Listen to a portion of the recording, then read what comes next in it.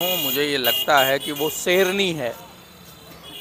हिम्मत चाहिए। और मुझे लगता है कि जिस दिन हमारी बहनें ऐसे हिम्मत से खड़े हो जाएंगी, दरिंदों के हौसले टूट जाएंगे। भाजपा के बहुत बड़े बड़े नेता उनको माला पहना रहे थे, सम्मानित कर रहे थे। उनको रिहा करना और फिर उनका अभिनंदन, स्वागत, सम्मान करना, ये समाज के ऊपर एक बहुत गहरा कलंक है जो भाजपाइयों ने किया। अगर कोई हमारे घर की माँ बहन बेटी के साथ ऐसी दरिंदगी करता तो क्या वो हम सोच पाते जो भाजपाई सोचते हैं। प्रधानमंत्री जी ऐसे मुद्दों से मुंह छिपाते हैं।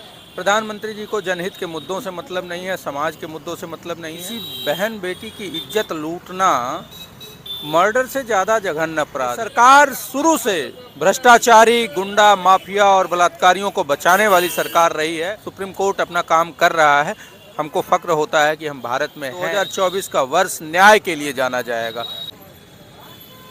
सुप्रीम कोर्ट ने आज एक तारीखी फैसला दिया है। 2024 की ये सबसे बड़ी खबर है। बिल्किस बानो केस के जो दोषी थे, 11 दोषी, जिनको गुजरात सरकार ने ये कहते हुए रिहाई करा दी थी कि उनके चाल चलन अच्छे हैं, उनको बीच 15 अगस्त 2022 यानी स्वतंत्रता दिवस के दिन उनको आज़ाद कराया था। और उसको लेकर उसके बाद से बिल्कुल खबरें चर्चाएं में थीं। उसके बाद केस फिर से हुआ, याचिकाएं दाखिल की गई और कोर्ट में सुनवाई हुई और आज 8 जनवरी को फैसला आया।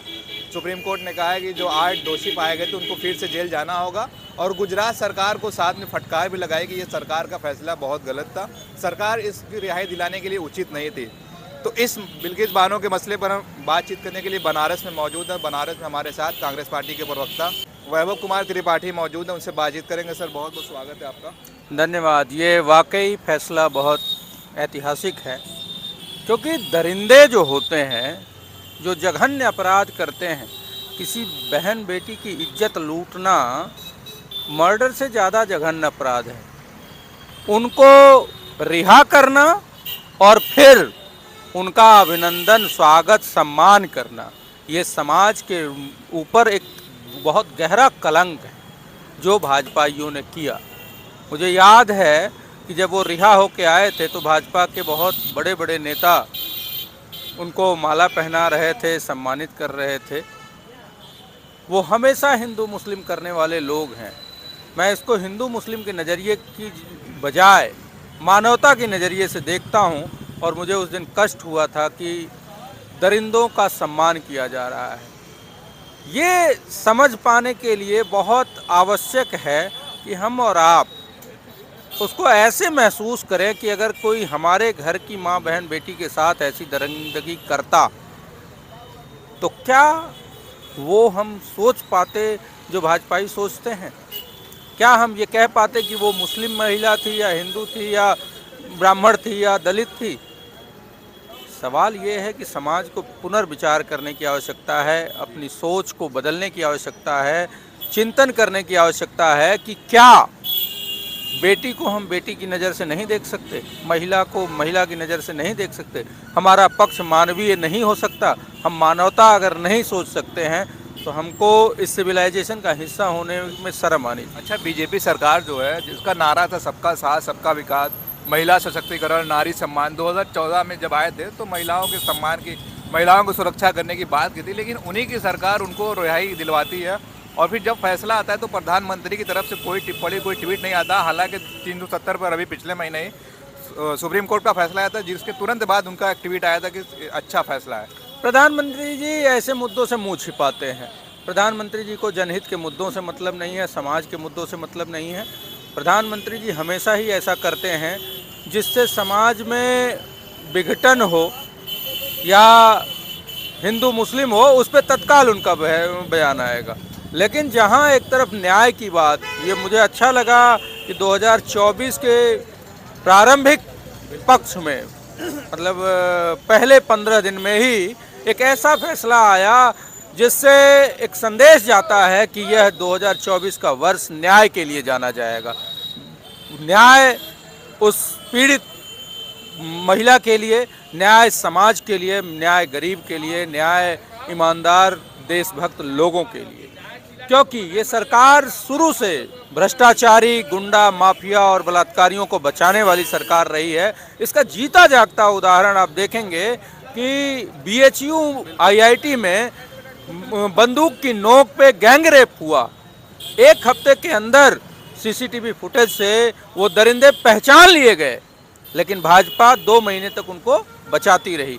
और भाजपा सरकार ने क्या किया, भाजपा ने क्या किया, मोदी जी के अगल बगल उनकी फोटो खींची गई, उन तीनों लोगों को पदोन्नत किया गया। मतलब जो बलात्कारी होगा उसको पदोन्नत किया जाएगा, सम्मान दिया जाएगा और उसको बचाया जाएगा। इतना ही नहीं है, सेंगर को किसने बचाया? भाजपा की सरकार ने। 3 साल तक सेंगर को बचाते रहे। आज वो पूरी परिवार उसका पीड़िता और पीड़िता का पूरा परिवार खत्म हो चुका है। कैसे खत्म हुआ उसको सुरक्षा तक नहीं भाजपा दे पाई। तो इन सारी बातों को लेके हमको विचार करने की आवश्यकता है। चिन्मयानंद का केस वापस किसने किया? योगी सरकार ने, भाजपा की सरकार है। योगी ने अपने ऊपर के मुकदमे वापस करा दिए। अभी आज तक न तो भूतो न भविष्यति कभी ऐसा नहीं हुआ था। तो हम इन सारी बातों को, अडानी की जांच नहीं कराएंगे, इसलिए ये सरकार खड़ी है। उसमें तो सुप्रीम कोर्ट का फैसला आ गया। अडानी नहीं, सुप्रीम कोर्ट का फैसला, सुप्रीम कोर्ट का अपना दायरा है, वो क्या करेगी क्या नहीं करेगी। लेकिन इस सरकार की, उनका जो काम था वो सरकार ने नहीं किया, मुंह छिपाया जांच से। नहीं तो जेपीसी, सुप्रीम कोर्ट नहीं डिसाइड कर सकता कि जेपीसी की जांच हो या ना हो। सुप्रीम कोर्ट का जो अपना मामला था कि सेबी क्या कर रहा है, सेबी की जांच करे ना करे, वो मामला था। अच्छा, मैं रोकूंगा आपको। बिल्किस बानो जो बराबर लड़ती रहीं और 2019 में भी उनको सरकार से कोर्ट ने कहा कि उनको 50 लाख रुपया मुआवजा दिया जाए, वो नहीं मिला। और अब तक तकरीबन 50 से ज़्यादा बार उन्होंने अपने घर बदल दिए, लेकिन वो लड़ाई नहीं हारी। जब वो रहा हुआ उसके बाद भी लड़ाई रही। तो कितनी हिम्मती वो है और एक आइडियल के तौर पर महिलाओं के लिए कैसे? मैं बिल्कुल इस बात से इत्तेफाक रखता हूँ। मुझे ये लगता है कि वो शेरनी है। हिम्मत चाहिए।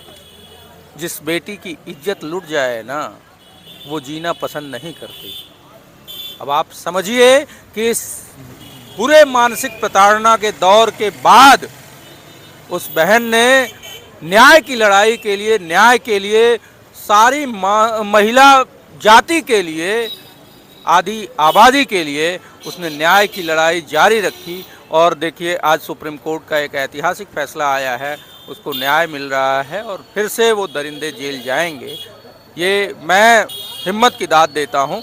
और मुझे लगता है कि जिस दिन हमारी बहनें ऐसे हिम्मत से खड़े हो जाएंगी, दरिंदों के हौसले टूट जाएंगे और दरिंदे छोड़कर भाग जाएंगे। अच्छा, जब वो बाहर आए थे, जो दोषी बाहर आए थे, तो उनका बड़ा, जैसा कि आपने बताया, महिमा मंडन किया गया, मिठाई खिलाई गई और बड़ा जोर शोर से प्रचार किया गया। क्या लगता है भाजपा आने वाले दिनों में भी ये काम जारी रखेगी? भाजपा हमेशा ही बलात्कारियों, माफियाओं, गुंडों, अपराधियों, भ्रष्टाचारियों को बचाती रही है। तो भाजपा ये जरूर करती रहेगी, उसमें मुझे कोई सवाल नहीं। मुझे तो कोई आश्चर्यजनक बात नहीं लगती कि वो नहीं करेगी। वो हमेशा से ऐसी करती रही है, ऐसा करती रहेगी। आप जानिए कि कैमरे पे पैसा लेते पकड़े गए थे भाजपा के राष्ट्रीय अध्यक्ष लक्ष्मण, उनको भी भाजपा ने बचाया था।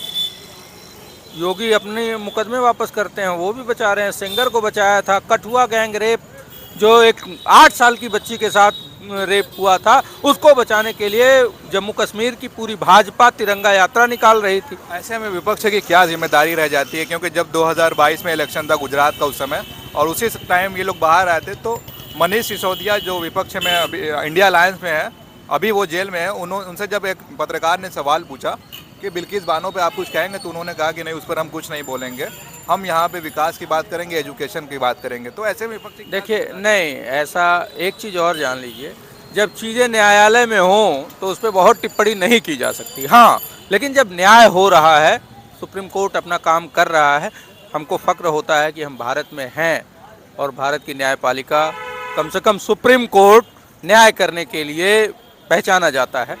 लेकिन सवाल ये एक नहीं है, एक बिल्किस बानो की बात नहीं है, एक बीएचयू आईआईटी की बच्ची की नहीं है। सवाल इससे बहुत बड़ा है। जघन्यतम घृणित सोच के लोग हैं ये संघ और भाजपा के लोग।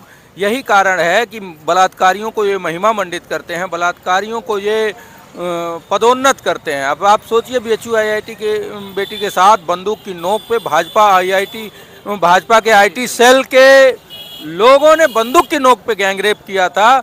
उसके बाद मोदी यहाँ 2 बार आए, उनके साथ उनकी फोटो हुई, उनको मध्य प्रदेश में चुनाव प्रचार का जिम्मा सौंपा गया, फिर उनको पदोन्नत किया गया, विधानसभा संयोजक से महानगर संयोजक भाजपा बनाया गया।